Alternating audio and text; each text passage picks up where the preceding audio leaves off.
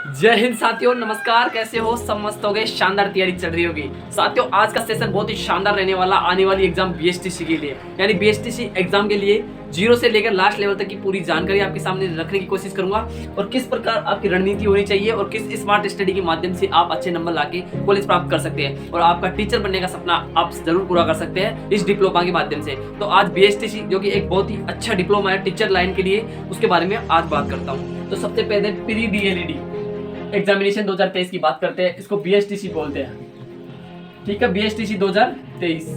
अब आपको सबसे पहले पता होना चाहिए जो बीएसटीसी के जो फॉर्म अप्लाई होगी वो किस प्रकार ऑफलाइन होगी ऑनलाइन होगी। तो सबसे पहले आपको पता होना चाहिए बीएसटीसी 2023 के लिए जो फॉर्म अप्लाई होगा वह ऑनलाइन होगा, हर साल की तरह जो हर वर्ष होता है उसी प्रकार ऑनलाइन आवेदन प्रारंभ हो गए। कब से प्रारंभ हुई है साथियों? आज तारीख 10 जुलाई, यानी आज से ही प्रारंभ हो गई है। 10 जुलाई से 10 जुलाई 2023 से प्रारंभ हो गए हैं और ऑनलाइन आवेदन करने की अंतिम जो डेट है वो भी घोषित हो गई है। तो यानी आप कब तक फॉर्म अप्लाई कर सकते हैं, लास्ट डेट क्या कब है उसकी, तो वो है अपनी 30 जुलाई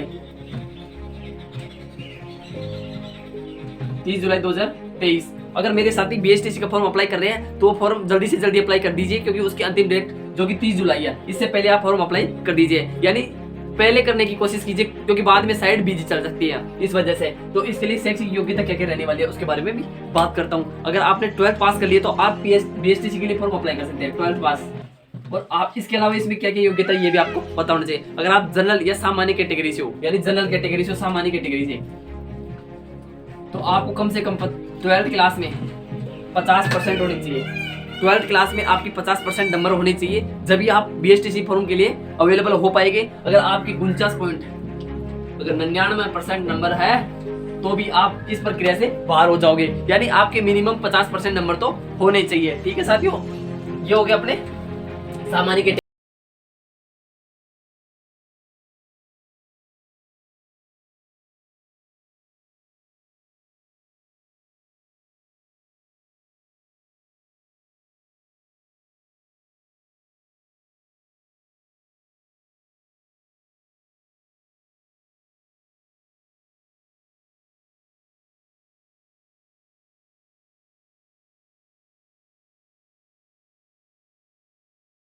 यानी आयु सीमा क्या रहने वाली है, तो सब साथियों को मैं बता दूं, अगर आप सामान्य कैटेगरी से आते हो तो आपकी कम से कम क्या है, 28 वर्ष से कम उम्र होनी चाहिए। 28 वर्ष से कम, यानी कम मिनिमम तो कितनी भी हो सकती है, लेकिन मैक्सिमम अधिकतम 28 वर्ष होनी चाहिए, इससे ज्यादा नहीं होनी चाहिए। 28 वर्ष से अधिक नहीं होनी चाहिए, यानी 28 वर्ष से कम होनी चाहिए। मिनिमम कितनी भी हो सकती है, लेकिन अधिकतम कितनी हो सकती है, 28 तक हो सकती है, 28 से ज्यादा नहीं होनी चाहिए। इसके अलावा अगर आप एससी एसटी कैटेगरी से बिलोंग करते हो, एससी एसटी इस कैटेगरी से बिलोंग करते हो, तो आप क्या है कि आपको है ना राज्य छूट सरकार की द्वारा क्या दी जाती है, छूट दी जाएगी। आयु सीमा में 10 साल की छूट दी जाती है, 5 साल की दी जाती है, 10 साल की छूट दी जाती है। ठीक है, इसके अलावा आप विधवा कोटा से हो, विधवा हो, तलाकशुदा हो, आदि कैटेगरी से आते हो ना, तो आपको क्या कि आयु सीमा आपकी कोई भी मतलब बाध्यता नहीं है, यानी 28 वर्ष नहीं है, आप कितनी भी उम्र तक बढ़ सकते हो। इसके लिए कोई वो नहीं है योग्यता, आयु सीमा की निर्धारित नहीं की गई है। विधवा कोटा से हो, तलाकशुदा हो, इनके लिए। ठीक है, ये होगी पूरी आयु सीमा की बात। समझ में आ गया होगा आपको।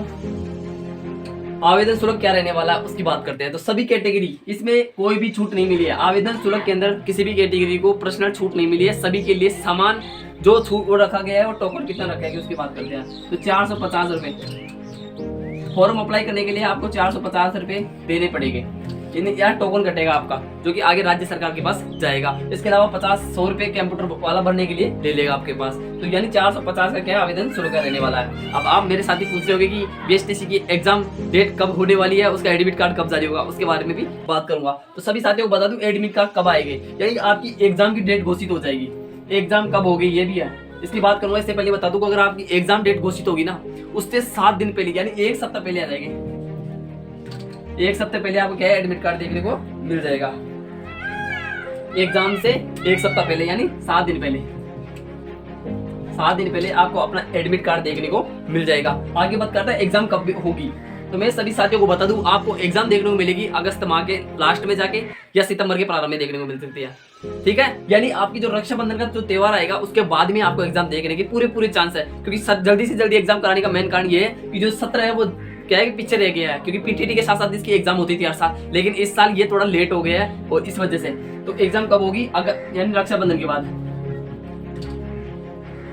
पूरी पूरी संभावना की रक्षाबंधन के बाद ही होगी। अब प्रश्न पत्र संरचना क्या रहने वाली है, अब ये पूरी प्रक्रिया हो गई है, इसके बारे में हमने बात की अच्छे तरीके से। एक बार फिर से समझा दूं सभी साथियों को, ऑनलाइन आवेदन प्रारंभ हो गया है। ऑनलाइन आवेदन की जो डेट है वो घोषित हुई है 10 जुलाई। 10 जुलाई यानी आज से फॉर्म अप्लाई हो गया है, और जो अंतिम डेट है वो अपनी है 30 जुलाई। ठीक है, अभी हम इसके शैक्षिक योग्यता क्या क्या चाहिए, तो इसके बारे में बात करो। एबिलिटी क्या क्या चाहिए, आपकी जो 12 पास किया आपने, 12 के अंदर क्या होनी चाहिए, कम से कम अगर जनरल कैटेगरी से तो 50% नंबर होना अनिवार्य है। ठीक है, इसके अलावा अगर आप अन्य कैटेगरी SC ST से वो करते हो तो आपको 45% नंबर होना आवश्यक है। SC ST कैटेगरी में हो तो 12th क्लास में आपके 45% नंबर होना अनिवार्य है। ठीक है, आयु सीमा निर्धारित की गई है, अगर 28 वर्ष से कम या 28 वर्ष से कम होनी चाहिए, अधिकतम 28 वर्ष होनी चाहिए। अधिकतम तो 28 वर्ष होनी चाहिए, मिनिमम कितनी भी हो सकती है। ठीक है, यानी इसके अंदर भी छूट दी गई है, यानी अगर आप सामान्य कैटेगरी से आओगे तो आपको 28 वर्ष की आयु से कम होनी चाहिए आपकी आयु। ठीक है, अगर आप SC ST कैटेगरी बिलोंग करते हो तो आपको क्या है कि छूट मिली गई है। ठीक है, अगर आप तलाकशुदा विधवा के कोटा से हो तो आपको क्या है कि बिल्कुल आयु आपकी कितनी भी होनी चाहिए, यानी उसमें आयु सीमा कोई भी वो नहीं है, बाध्यता नहीं है। ठीक है, एडमिट कार्ड कब आएगा इसकी बात कर रही है आप, एडमिट कार्ड कब आएगा, तो एडमिट कार्ड आपकी जो एग्जाम की डेट घोषित हो जाएगी उससे 7 दिन पहले आपको वेबसाइट पर देखने को मिल जाएगा। ठीक है, एग्जाम कब होगी, एग्जाम मेरे साथियों मैं बता दूं आपको रक्षाबंधन के बाद ही देखने को मिल सकते हैं, पूरे चांस है, पहले तो देखने की कोई संभावना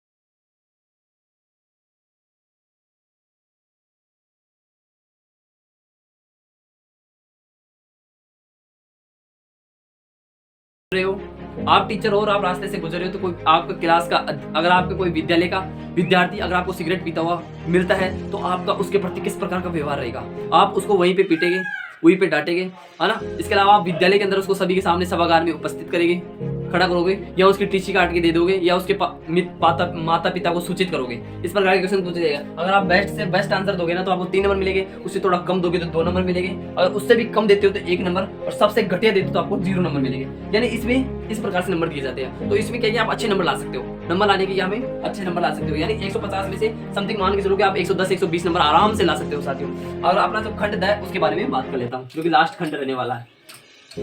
खंड द के अंदर क्या देखने को मिलेगा आपको, उसके बारे में मैं बात करता हूँ। तो सबसे पहले मैं बता दूं मेरे साथियों को, खंड द के अंदर तीन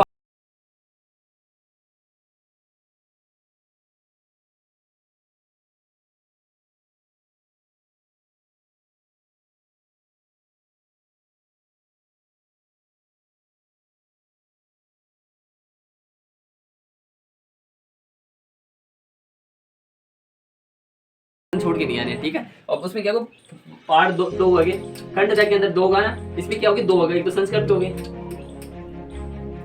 और एक होगा हिंदी।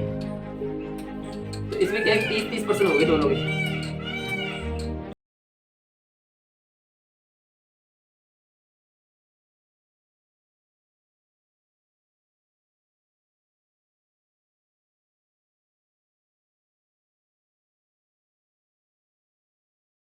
से भी हो ना तो आप क्या हिंदी चुन सकते हो, हिंदी से आप 30 क्वेश्चन कर सकते हो। यानी इंग्लिश के 20 क्वेश्चन करना तो आपका क्या है, अनिवार्य है, ये तो आपको करना ही है, ठीक है। लेकिन आप जो 30% है वो संस्कृत हिंदी दोनों में से किसी एक सब्जेक्ट का कर सकते हो। आगे बात करता हूँ, यानी 20 क्वेश्चन तो हो गए अंग्रेजी के, 30 क्वेश्चन हिंदी या संस्कृत दोनों में से किसी के भी आप कर सकते हो। टोटल 50% हो गए। ये भी कितने नंबर के हो गए, 150 नंबर के हो गए, ठीक है। 20 तो 60 नंबर प्लस 90 नंबर, यानी हिंदी के 90 नंबर हो गया, 90 नंबर का हिंदी या संस्कृत दोनों में से, और 60 नंबर हो गए अंग्रेजी हो गए। यानी अंग्रेजी का पर्सन करना नहीं वाले 20 क्वेश्चन। ये अपना पेपर का पैटर्न रहने वाला है इस प्रकार से। तो आपको सबसे ज्यादा ध्यान देना है शिक्षण अभिरुचि, क्योंकि इसके अंदर नंबर आप ज्यादा ला सकते हैं आसानी से कुछ टाइम के लिए। और राजस्थान सामान्य ज्ञान है, इसके लिए आप क्या यूट्यूब से पढ़ के भी आप अच्छा कर सकते हो। अगर आपके पास नोट्स है और कोई बेस्ट बुक है तो आप वो पढ़ के भी अच्छा नंबर ला सकते हो। तो मैं तो ये मानता हूँ कि अगर आप बीएसटीसी की तैयारी करी तो आपके पास क्या है, लक्ष्य की बुक होनी चाहिए। मैं किसी बुक का वो नहीं कर रहा प्रचार प्रसार, लेकिन लक्ष्य की बुक मेरे हिसाब से सब बेस्ट होती है, क्योंकि अधिकतर विद्यार्थी जो कि बीएसटीसी या पीटीटी के एग्जाम देते हैं उनके पास लक्ष्य की बुक मिलती है। इसलिए मेरे को लगता है कि लक्ष्य की बुक सबसे बेस्ट होती है। तो आप लक्ष्य की बुक लाइए, उसमें आप ये सिलेबस देखिए। रीजनिंग आप यूट्यूब से समझ सकते हो, तो लक्ष्य की बुक में से प्रैक्टिस कर सकते हो। यानी यह सबसे अच्छी तरीका है 50%, जो कि आराम से आप इसमें क्या है कितने क्या पैसे होने वाले हैं अब इसकी बात करता हूँ। यानी 4 सब्जेक्ट आपके सामने आ गई है, ठीक है। इसमें क्या टोटल कितने परसेंट हो गए, 200 और 600 नंबर भी हो गया। अब मेरे साथी पूछेगी कि कितने नंबर लेके आएगी जिससे कि मेरे को पास वाली कॉलेज मिल जाए। तो मैं सब साथियों को बताऊंगा, आपके 600 नंबर का पेपर होने वाला है।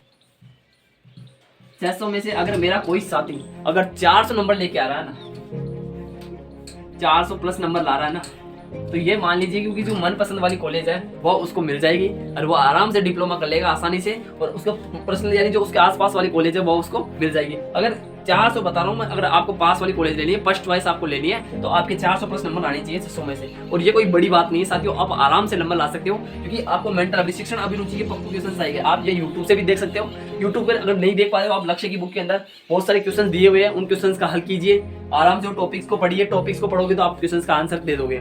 लेकिन आपका मेन टारगेट इसमें क्या होना चाहिए, बेस्ट से बेस्ट उत्तर देना होना चाहिए। ये नहीं कि आप मतलब कम वाले दे रहे हो। 3 2 1 के हिसाब से इसमें नंबर मिलेंगे, तो आपको क्या 3 नंबर लाना है। पूरी कोशिश करनी है कि 3 में से 3 नंबर ही आए अपने, ठीक है। और ये तो हिंदी अंग्रेजी, अगर आप अंग्रेजी की 20% छोड़ भी देते हो ना, उसमें तुक्के भी मारते हो तो 2-3 तुक्के तो आपके सही हो जाए। 5 तुक्के मान के चलो 5 तो सही हो जाएगी। फिर क्या हिंदी में भी आप 30 क्वेश्चन है, 30 में से मान के चलो 20 क्वेश्चन आराम से कर दोगे, मुझे विश्वास इतना तो। और रास्ता सामान्य ज्ञान, इसलिए अगर आप किसी बड़े भाई ने किसी ने तैयारी की है तो आप उसके नोट्स भी पढ़ सकते हो, काफी है वही। इसके अलावा आप यूट्यूब के थ्रू भी आप इसकी क्लासेस देख सकते हो, आराम से आपके समझ में आ जाएगी। रीजनिंग तो क्या है कि साथियों प्रैक्टिस से ही समझ में आएगी। आप यूट्यूब से देखिए, कहीं से भी देखिए, आप बुक में से देखिए, कहीं से भी देखिए, लेकिन आप क्या जब तक प्रैक्टिस नहीं करोगे ना तब तक रीजनिंग में आप माहिर नहीं हो पाओगे। और रीजनिंग में क्या है कि 5 से 7 टॉपिक ऐसे हैं जहाँ से बहुत ज्यादा क्वेश्चन पूछे जाते हैं, जैसे कि कोडिंग डिकोडिंग। इससे आपको 4 से 5 क्वेश्चन देखने को मिलेंगे, जो कि अलग अलग तरीके के होने वाले हैं। यानी ब्लड रिलेशन, इससे 3 क्वेश्चन देखने को मिलेंगे। शिक्षण, इसके अलावा दिशा निर्देश से आपको 2 क्वेश्चन कम से कम देखने को मिलेंगे। और पासा के क्वेश्चन, एक क्वेश्चन हर बार एग्जाम में पूछा जाता है और इस बार भी पूछा जाएगा साथियों, क्योंकि अभी पीटीटी के एग्जाम में भी पूछा गया था। तो आपको पासा के सारे क्वेश्चन आने चाहिए। यानी 5 से 7 टॉपिक ऐसे रीजनिंग के जिससे आप पढ़ के यानी 50 में से मान के चलो आपके 30-35% तो ऐसे ही हो जाएंगे आप 5-7 टॉपिक से साथियों। यानी मेंटल एबिलिटी यानी आपकी सोच कैसी है उसके आधार पर ये क्वेश्चन होने वाला है। रीजनिंग के बहुत ही शानदार क्वेश्चन आएंगे जो कि आप आसानी से कर पाओगे। और राजस्थान सामान्य ज्ञान इसमें क्या है कि आपको ज्यादा क्वेश्चन देखने को मिलेगी, वो मिलेगी भूगोल के और कला संस्कृति के। तो भूगोल, कला, संस्कृति हिस्ट्री के आपके कम क्वेश्चन यानी 4 से 5 क्वेश्चन ही देखने को मिलने वाले हैं। और करंट भी पढ़ते रहना साथियों, क्योंकि करंट के क्वेश्चन भी ज्यादा पहुंचे जा रहे हैं। इस प्रकार रहने वाली रणनीति 600 में से 400 प्लस नंबर का टारगेट लेके चलिए, जिससे कि आपको आपकी मनपसंद वाली कॉलेज मिल जाए। और ये पूरी तरीके से मैंने समझाने की कोशिश की है साथियों। तो साथियों मिलूंगा नेक्स्ट वीडियो में, जब तक के लिए धन्यवाद। और शानदार तरीके से आप फॉर्म जल्दी से जल्दी भरा दीजिए, जैसे कि बाद में फिर आपको पछतावा नहीं हो, क्योंकि बाद में साइड क्या है बिजी चलती रहती है साथियों। धन्यवाद।